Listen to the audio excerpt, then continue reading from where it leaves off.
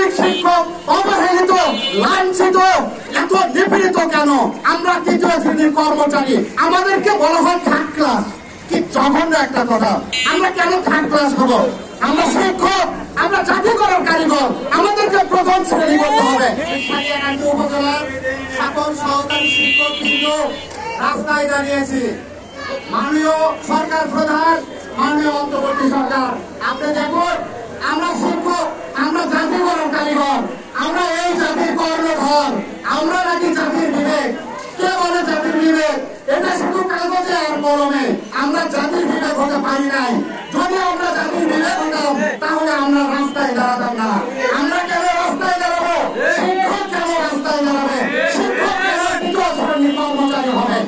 মাননীয় সরকার প্রধান, আপনি জানেন আমরা একটি অবশ শিশুকে অক্ষর জ্ঞান দান থেকে শুরু করে তাকে পরিপূর্ণ শিক্ষা দিয়ে উচ্চ শিক্ষা তার প্রান্তে পাঠিয়ে দেয়। আমরা প্রাথমিক শিক্ষক অবহেলিত, লাঞ্ছিত, এত নিপীড়িত কেন? আমরা তৃতীয় শ্রেণীর কর্মচারী, আমাদেরকে বলা হয় থার্ড ক্লাস।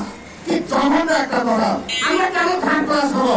আমরা শিক্ষক, আমরা জাতি করার কারিগর, আমাদেরকে প্রথম শ্রেণী করতে হবে।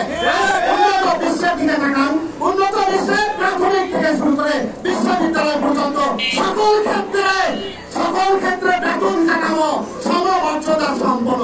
অথচ এই বাংলাদেশ দক্ষিণ এশিয়া শুধু নয়, সারা বিশ্বের মধ্যে সবচাইতে নিম্ন বেতন কাঠামো আমাদের বাংলাদেশে প্রাথমিক বিদ্যালয়।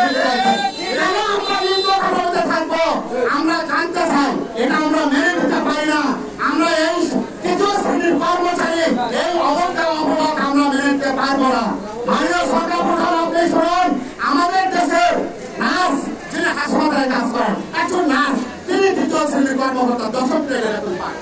এবং ইউনিয়ন সচিব যেনার নিয়োগযোগ্যতা এসএসসি পাস, অথচ তাকে দশম গ্রেডের বেতন দেওয়া হয়। কৃষি ডিপ্লোমা, যিনি ডিপ্লোমা করে অর্থাৎ ইন্টারমিডিয়েট হওয়া, তাকে দশম গ্রেডের বেতন দেওয়া হয়। মাধ্যমিক বিদ্যালয়ের শিক্ষক, তাদেরকে দশম গ্রেডের বেতন দেওয়া হয়।